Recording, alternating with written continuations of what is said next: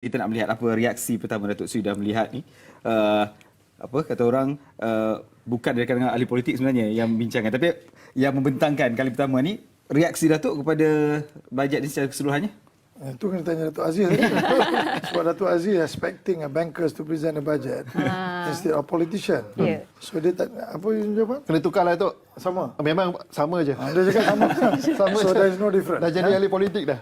Because what I want to tell you, apa yang saya nak beritahu ialah kalau kita tengok bajet ni, bajet ni sebenarnya tiap-tiap tahun is almost there. Kita dah boleh agak apa benda nak buat. Ya? Nak bantu nelayan, petani, peneroka, pesawah, pemandu teksi, OKU, imam, Bilal. It's typical. We need to have that because that is given fact. Kemudian kita nak kena bagi bonus kepada kakitangan kerajaan, bantuan bagi kerajaan. That's normal. So dalam COVID ni, saya tengok kita nak kena tengok benda yang lebih besar. Bagaimana kita nak menarajui ni. Mungkin dia tak bersesuai bercakap dalam bajet, tapi dia lebih kepada RMK 12. Iaitu kita nak tengok COVID ini adalah merupakan satu pandemik yang negara kita tak pernah experience. Since 1957 kita merdeka, kita lalui macam-macam krisis. Ya? Racial crisis 1969, lepas tu ASEAN financial crisis, global financial crisis, all this kita boleh address. Tapi COVID ni is the first time in the history of Malaysia that kita face benda ni. Jadi ada 3 benda yang saya nampak that kita nak kena tengok as a government. How do we address kita punya food security? Kenapa saya cakap food security? Because kerana food security ni, kalau kita tengok beras contoh, kita masih import beras lebih kurang dalam 800,000 metrik tan. Negara produce only 1.2 million metrik tan, tapi kita import 800. So bagaimana kita nak menjana benda ni supaya masa akan datang that kita punya food security ni is protected. Right? Mana kita boleh kita ambil tindakan dalam masa 5 tahun, macam mana kita protect this food security. Itu satu. Nombor 2, kalau kita tengok macam sugar. Sugar ni kita import almost 100%. Raw sugar. Kemudian kalau you tengok dari segi flour, tepung, kita jumpa import 100%. Kemudian kalau kita tengok dari segi ayam, kalau kita ayam kita basically kita produce sendirilah, kita ternak sendiri. Tetapi makanan ayam ni 84% datang daripada jagung yang kita import 100%. Soya bean meal 100%. So this strategy ni kita kena put in place in RMK 12 untuk make sure that macam mana kita mitigate this risk kalau ada pandemik akan datang. Kalau negara-negara yang kita import barang ni pun dia ada masalah nak ekspor. Jadi kita tak cukup makan. So that's one of the strategy. Nombor 2, macam mana kita buat infrastruktur kita dari segi kita punya medical facilities, infrastruktur, hospital. Kalau datang macam ni punya pandemik, ada tak kita punya hospital ni enough dia punya infrastruktur? Kalau tak enough, what is contingency plan? Apa yang kita nak buat for masa akan datang? Dan nombor 3, saya nak tengok bagaimana kita jaga kita punya entire financial system, bank kita. Kita punya financial industry. Sebab kalau financial industry ni tak kuat, bila ada gegaran ekonomi macam menyebabkan macam COVID ni, kalau kita tak kuat, kita problem. So alhamdulillah setakat hari ni saya tengok financial system kita quite steady. Dan it can be improved further. Kan banyak benda kita boleh buat. Tapi macam medical hospital facilities, food security ni something that we need to look. Right? Itu satu. Yang kedua, saya tengok tadi bajet ni. saya rasa secara overall Menteri Kewangan have presented it well. I mean being non-politician, dia present it macam politician. So very good. So I mean he has delivered his budget very well.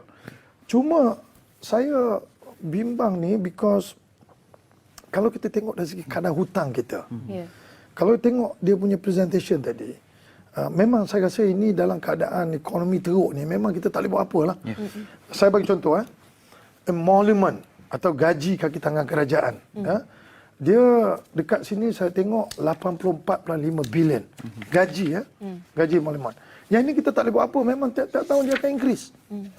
So 84 bilion. Kemudian kita ada pension. Yang pension ni orang dah servis dengan kerajaan. Kemudian dia dah retire. Tapi we still paying their pension. It's about 27.5 billion. Okay? That pension. Itu pun kita tak boleh ubah tu. Kita have to continue pay. Nombor 3. Kita punya perbelanjaan mengurus untuk kita run the kerajaan. Selain daripada gaji dan juga pension ni, kita kena stationery, travelling, and then facility management, all that lah. So that one lebih kurang supply and services 32 billion. Kemudian kita tengok lagi debt service charge, mana interest yang kita bayar daripada hutang kita. Saya kira tadi lebih kurang dalam 39 bilion. So kalau you tengok gaji, you tengok pension, you tengok bayaran interest hutang yang kita kerajaan hutang, kemudian supply and services, kita punya normal operating expenditure. So kalau you calculate ni semua ni, kita punya room of nak maneuvering untuk buat benda outside this dia kurang. Sebab revenue kita cuma lebih kurang dalam 236 bilion. Perbelanjaan kita OE saja 236.5 bilion. So ada surplus lebih kurang 400 million. 400 million saja surplus. Tapi kita nak kena buat development expenditure. So development expenditure plus COVID punya expenses about 69 billion. So all in all, saya tengok bajet ni deficit dia 54%, tapi dari segi monetary value dia 84.8 bilion. So 84.8 bilion campur dengan hutang yang kita dah ada sekarang ni 874, dia sudah menjangkau hampir 960 bilion. Tak masuk yang kita panggil government guaranteed from outside ni. So nak 960 bilion, kalau kita tengok dia punya, kita baru ni kita ada lulus 60% debt ceiling daripada 55 kepada 60. So kalau based on this figure, betul? Datuk Aziz dia good in tax ni. So it's already exceed 60. So now they have to go back to the parliament to ask parliament to allow that figures to exceed. But parliament have no choice. Whether pembangkang atau kerajaan, they have to support this. Kalau tidak, macam mana nak bayar? Kan? Macam mana nak bayar? So dia kena support. So question sekarang ni is, kita punya revenue ni, we have to find a way, strategi. Macam mana kita nak naikkan revenue ni, kita have to think and kita kena pecahkan kepala kita lah, untuk next 5 years ni. Sebab COVID ni can be used as alasan now. Next year, mungkin kalau setahun lagi COVID ni pun, I boleh terima, masyarakat boleh terima lagi setahun lagi. Sebab, but after that, dia become normal. Bila COVID dia dah berterusan, dia become normal. So bila normal ni, we need to address back kita punya position. Kalau tidak, saya worried that kita tak dapat menanggung perbelanjaan ini dan menyebabkan nanti kita masalah. So for the time being, saya ingat everyone know about this COVID. COVID ada masalah, menyebabkan ekonomi aktiviti terbantut.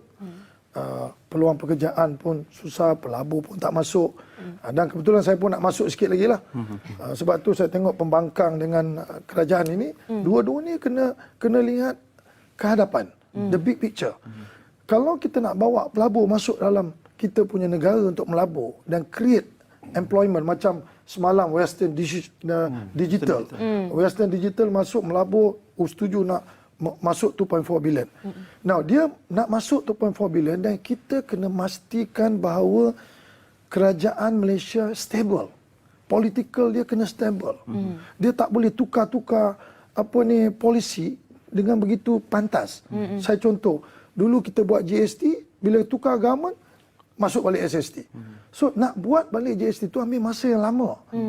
Nak kena engagement, nak kena tukar sistem, nak kena education, nak educate all the businesses kan. So kalau kita tukar, bila tukar kerajaan kita tukar, then that is not a good practice.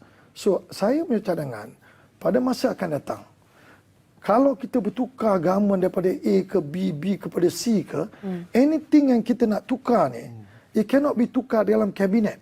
Dia kena pergi tukar dalam parlimen. That means kalau kita luluskan GST dalam parlimen, bila kita nak withdraw GST, you have to go back to the parliament and we debate it. Kan, we debate it. Dan you boleh masuk apa saja dalam you punya manifesto, but you tak boleh menggadaikan ekonomi negara. Sebab pemimpin datang dan pergi, tapi akhirnya rakyat dan generasi akan datang akan mewarisi negara kita ni. We cannot leave this like this. Orang boleh tukar sini, tukar sana, masuk and janji macam-macam. And then when you are in power, you janji macam-macam, takkan satu you tak buat. So you buatlah benda yang senang. Tukar GST jadi SST contoh. So I'm not blaming anyone. Tapi apa yang saya nak cakap, kita sebagai rakyat Malaysia, sebagai pemimpin, we have to look this big picture. Kalau ada kesalahan-kesalahan yang berlaku sebelum, we learn from the mistake. Kan? Dan kita cannot repeat this mistake again. Begitu juga kalau apa yang berlaku hari ini, COVID pandemic, kita tak pernah ada pengalaman, we learn from this and then we prepare the future pandemic. Mungkin ada pandemik lain, kita tahu. Tapi we have to be prepared. Memetik daripada apa yang Datuk Seri Johari katakan tadi, macam mana kita nak belanja dengan dana kita yang kurang ni, perbelanjaan berbanding dengan hasil negara? Betul. Yang menariknya, bila saya tengok kepada kedudukan kewangan kerajaan persekutuan, bila kita dapat tahu yang about 45-55 bilion dibelanjakan untuk COVID, saya nak tahu sama ada dia dikategorikan sebagai belanja mengurus ataupun is it the development expenditure atau kan? Dia sebenarnya COVID ni, kalau tak silap saya read through tadi. Dia dari segi konteks dia is expenditure. Yes. Alright? Tetapi dia orang bawa satu akta untuk COVID ni, untuk special kan. So dia bawa kepada DE. The reason is this. Kalau kita tengok kita punya surplus tadi, cuma 400 million je. Jadi kita punya kerajaan Malaysia, pinjaman tak boleh buat untuk menampung perbelanjaan. Dia cuma boleh buat pinjam untuk development expenditure. Tapi kalau kita masukkan COVID itu ke atas, jadi dia punya negatif jadi katakan 17 bilion. Betul. Jadi you nak pinjam tak boleh. So dia kena buat turun ke bawah. So that's okay. Sebab itu kita ada current account balance kan of about 400 million itulah. Perkara yang kedua, kalau kita tengok dari segi dia punya federal punya government punya debt kan, setakat 2020 pun dah 60.7% daripada GDP. Bermakna walaupun diluluskan pada tahap 60% debt to GDP tu, bermakna saya rasa parlimen perlu kalau kita masuk lagi dari segi hutang kita lagi meningkat disebabkan hasil tak cukup untuk menampung perbelanjaan, bermakna kita kena increase lagi cap tu, maybe to 65% ataupun 70% daripada GDP. Kalau kita tengok dari segi kutipan hasil, for example, saya tak boleh pergi secara detail lah sebab tak sempat kan, semua secara keseluruhannya. Kalau ikut 2020, target Lembaga Hasilan Negeri adalah untuk mengutip cukai lebih kurang 155 bilion. Kita cuma dapat lebih kurang 100 hasil cukai kan, cukai langsung lebih kurang 115 bilion. So kita tahu bermakna disebabkan COVID ni, pekerja berhenti kerja. Bermakna tak ada gaji pekerja kan, dia orang tak bayar cukai. Companies don't make profit. Bermakna dia pun tak bayar cukai kak. Disebabkan yang itu hasil kita memang kurang. Hasil kita kurang dan sebab kita nak tampung perbelanjaan, kita kena pinjam dan kita punya debt memang increase lah. Sebab tu saya setuju dengan Datuk Seri cakap. Betul lah, setahun, 2 tahun kita boleh okey lah. Tapi kena ada satu masa yang kita perlu ada macam mana nak cari sumber-sumber baru. Bermakna macam mana kita nak increase kita punya income kan, sebab kalau kita duk belanja kan, dan kita punya debt akan bertambah kan, bermakna ini dari segi long term memang tak baguslah kan. Short term okey, tapi perlu ada usaha-usaha untuk cari hasil kan, untuk menampung balik kita punya perbelanjaan tu. Dan okeylah, betul lah, the presentation tu kan saya tarik balik lah kan, sebab memang cara politik lah kan. Kan memang kena buat kena buat cara macam tu lah. Tapi cuma bila it was crafted by a banker kan, cuma penyampaian dia cara macam tu kan. So saya harap bermakna ahli-ahli parlimen boleh duduk dan berbincang dan cuba luluskan demi rakyat lah. Kalau tahun lepas Menteri Kewangan kerap kali mengulangi dalam pembentangannya dikurangkan ini atas faktor hutang negara ketika itu. Tahun ini tak disebut langsung, tapi Datuk tadi mengakui memang kita semakin bertambah, terpaksa melakukan itu. Memang itu saja jalan yang ada atau sebenarnya ada pilihan lain yang kita tak ambil? Dia sebenarnya kalau kita tengok saya nak menyungkap balik the starting point. Bila 2018 kemudian tukar kerajaan. Apa yang berlaku kat situ? Yang berlaku kat situ pada ketika itu ialah bila pembentangan bajet 2019, sementara nak tunggu 2019 punya bajet, which is somewhere Oktober, November 2018, kita sudah stop kita punya revenue from GST. Alright? Itu satu. Nombor dua, kita ada reserve 30 billion. Kita stop 20 bilion dan kita 30 bilion additional dividend from Petronas. Ya, betul. Petronas lalu bagi dulu masa 2015, 16, dia bagi 16 bilion because oil price jatuh 35. Tapi masa 2019 dia orang minta Petronas bagi almost 54 bilion. Mana daripada 54 itu 30 bilion tu is memang special fund. Yes. Untuk buat. So kalau dulu duit ni ada, saya ingat kita punya ni should be okay. Because 30 sana plus 20 kat sini continuously, I think not bad. And then kita punya percentage of kita punya revenue, kita punya income over GDP, kalau dulu you calculate 12, we can go as high as about 13 plus. You know? Yeah. So, dia boleh naik. Tapi sekarang ni kita nak kena reset balik lah. Nak kena reset ni, pertama, kena ada political stability. So, bajet ni, sebenarnya kalau you tanya saya, pembangkang kerajaan tak ada choice. Semua kena lulus bajet ni. Sebab kalau you orang tak lulus bajet ni, you imagine nak bayar gaji kaki tangan bulan Januari. Kalau bajet tak lulus, kaki tangan tak dapat gaji. Sebab gaji kena bayar 20 bulan. The latest 20, 20, 30 bajet kena lulus. Januari. Kita tak dapat duit. Kan? So, emolument, pension, debt service, semua nak kena bagi. Supply and services, tu semua nak kena, itu fix lah. Itu you ada revenue 200, you ada 300, you ada 400, you ada 100, ini fix. Nampak tak? So you imagine, that kind of figures that we are facing now, kalau kita semua tak faham, then you can imagine in future what going to happen. I've seen many country in the world dulu pernah menjadi negara terkaya dalam Asia ni. Negara terkaya nombor 2 dalam Asia ni Filipina selepas Jepun. Waktu tu kita nak merdeka 1957.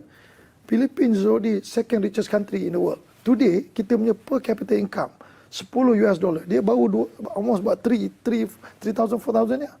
So we have a cash kan dia. Tapi kalau kita tengok dia ada comparison dengan South Korea, they are much better than us. So at the end of the day, it's all about managing this country, economy, and the political stability. Kalau kita dapat benda tu, anything that you want to do, you will be able to do it. I mean, Singapore, negara yang kecil ni pun, they are now today, they are almost about 50 over US 55,000 per capita income, US dollar. So more 5 times of us. So what we need is to make sure that kita boleh ada different political ideology. Anything we can fight about our ideology. Tetapi sistem kerajaan, ekonomi fundamental, strategi you cannot. You tak boleh tukar macam mana you tukar baju.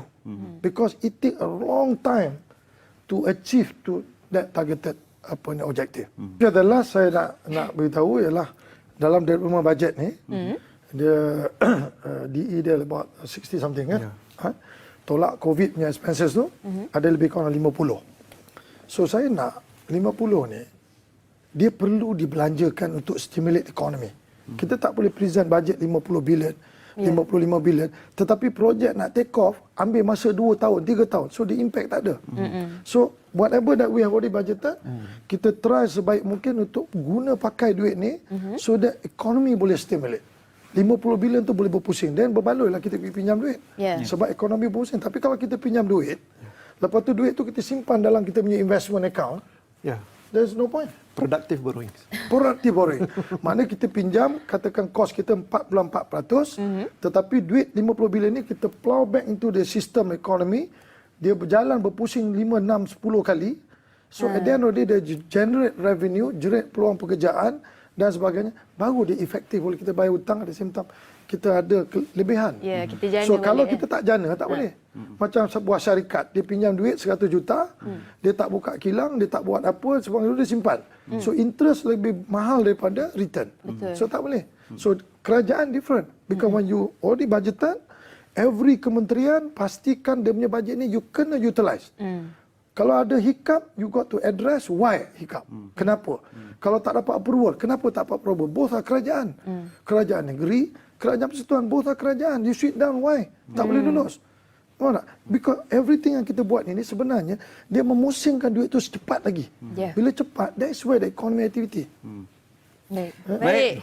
Datuk Seri Johari Abdul Ghani, bekas Menteri Kedua, dan juga Datuk Abdul Aziz Abu Bakar, Presiden Persatuan Akauntan Percukaian Malaysia MATA. Terima kasih kedua panel kita atas kesudian berkongsi buah fikiran dan pandangan hari ini. Banyak sekali yang kita maklum daripada apa yang telah pun dibentangkan. Terima kasih. InsyaAllah nanti kita akan undang lagi untuk berdiskusi pasca belanjawan ini. Terima kasih. Kerana tak cukup masa hari ini. Dan tak lupa juga terima kasih kepada responden yang mewakili wilayah utara, Pantai Timur dan juga Malaysia Timur. Dan sedikit rangkuman sebelum kami melaburkan tirai petang ini, RM322.5 bilion diperuntukkan kerajaan untuk belanjawan 2021, RM236.5 bilion untuk perbelanjaan mengurus. Ya. Dan juga RM69 bilion untuk pekerjaan pembangunan. Dan untuk pertama kalinya terdapat satu lagi pecahan berjumlah RM17 bilion di bawah kumpulan wang COVID-19, dan dengan anggaran tersebut defisit fiskal 2021 diunjur pada kadar 54% berbanding KDNK. Jadi kita berharap agar belanjawan ini nanti bakal meredakan kelemapan ekonomi untuk tahun depan, dan juga implikasi COVID-19 akan semakin berkurang. Terima kasih kepada anda kerana bersama kami hari ini. Saya Mir Abdul Malik Rayani. Dan saya Azaria Tagaya. Salam hormat. Assalamualaikum dan kita jumpa lagi.